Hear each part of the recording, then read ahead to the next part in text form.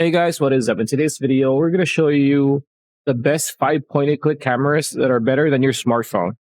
Are you looking for a quick guide on how to find the best 5 point cameras that are better than your smartphone when it comes to taking photos?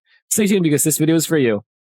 All right, so before we begin, I know that smartphones have come a long way, and a lot of them are actually at par with like some entry level or decent level mid tier DSLRs or mirrorless cameras. But you know, mirrorless cameras, DSLRs, just cameras in general, point and click cameras are just really way better when it comes to like video and photos. So here are some of the best point and shoot cameras that you might want to consider for your hobby or for your business. So the very first one that I want to say, and this is from ratings.com. I adhere to this list, and the first one is the best point and shoot camera is the Fujifilm X100V. So it's good for travel photography, landscape photography, sports and wildlife photography. It's okay for vlogging and studio photography. It is not good for action video. Body type has a large sensor, compact, mirrorless. It's a mirrorless camera. Sensor size is APS-C. Max focal length, full frame equivalent is 35 millimeters. So the Fujifilm X100V is a very expensive camera, sure. And you may have trouble getting your hands on one because there is a stock shortage and high demand. Because again, this is a really powerful camera that a lot of photographers in general just want. But this is still the best point and shoot camera out there. For a good reason, because number one, it's a unique hybrid between electrical and optical viewfinder, which gives you more flexibility when it comes to framing and composition of your shots. It lets you toggle between unfiltered view of your subject and surroundings or preview exposure settings as you shoot. Its built-in lens has a versatile 35 millimeter full frame equivalent focal length that's wide enough for busier scenes, but tight enough to capture more isolated subjects.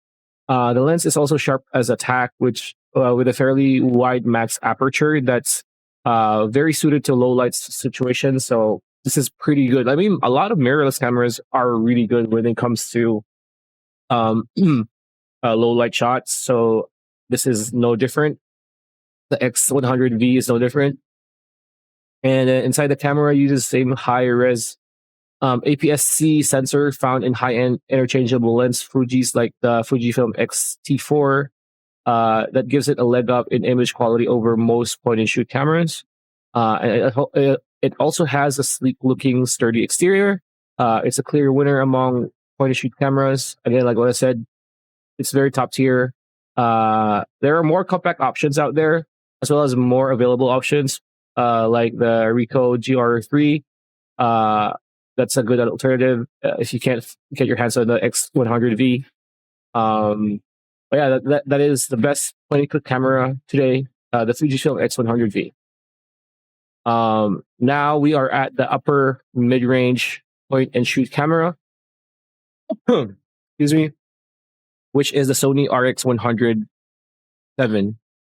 So travel photography, it's very decent. It's upper mid tier. Landscape photography, like what I said, still very good. It's a good camera for landscape, sports and wildlife, vlogging, studio. But it is not advisable to use it for action video. Body type is point and shoot, of course. It is also a mirrorless camera with a 1-inch sensor. Max focal length or full frame equivalent is 200 millimeters. It's pretty good camera. The Fujifilm X100V, the first one that we showed you is like the go-to one, but this one, the Sony RX100-7, is a bit of a smaller and slightly more affordable version of that, and is a Swiss Army knife of point-and-shoot cameras. Though it doesn't have a fancy hybrid viewfinder, it's still packed with nice features like a pop-up electronic viewfinder and a pop-up flash. And though its zoom lens isn't as sharp or fast as the prime lenses on the Fujifilms, it's a fairly wide equivalent focal length range of 24 to 200 millimeters, giving you much more flexibility when it comes to like framing your shots and helping you have a really easy time to like take shots of objects that are really far away, right? It has a 1 inch sensor, so overall image quality and noise handling isn't quite as good as the Fujifilm, but its sensor is still larger than the sensors in most compact cameras and smartphones available in the market. With great image quality for its class, its stack design allows for remarkably quick 20 FPS burst shooting and minimal roller shutter distortion. It also adds in a fantastic autofocus system. It is one of the most full-featured point and shoot cameras in the market available today. So yeah, it's the 7th iteration. It's the 7th version of this, and with good reason. So best mid-range point and shoot camera goes to Canon PowerShot G5X Mark II. It's good for travel photography, landscape photography, and sports and wildlife photography. It's okay for vlogging. For studio and action videos, you might want to look somewhere else. It is a mirrorless point and shoot camera.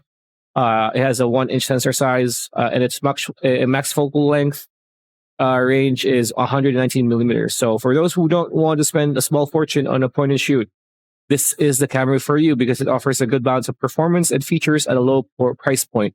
Like the Sony RX 107, it uses a 1 inch sensor, so image quality is very solid.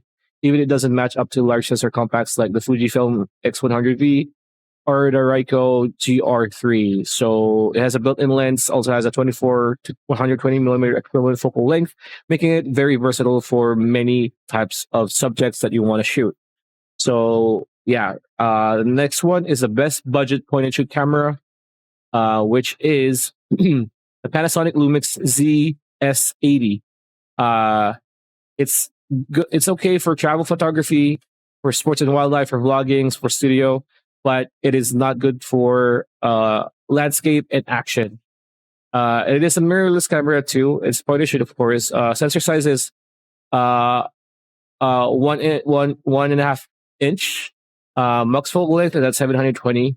So if you're looking for a good budget point and shoot camera, the Lumix ZS80 offers a lot of value for its price. It uses a smaller sensor than any of the more premium choices that we showed you earlier, meaning image quality is lacking, especially in low light. So if you like to shoot low light, this isn't really the camera for you. But it has a lot of features like post focus and focus stacking, which lets you adjust your image's focus or the camera captures it.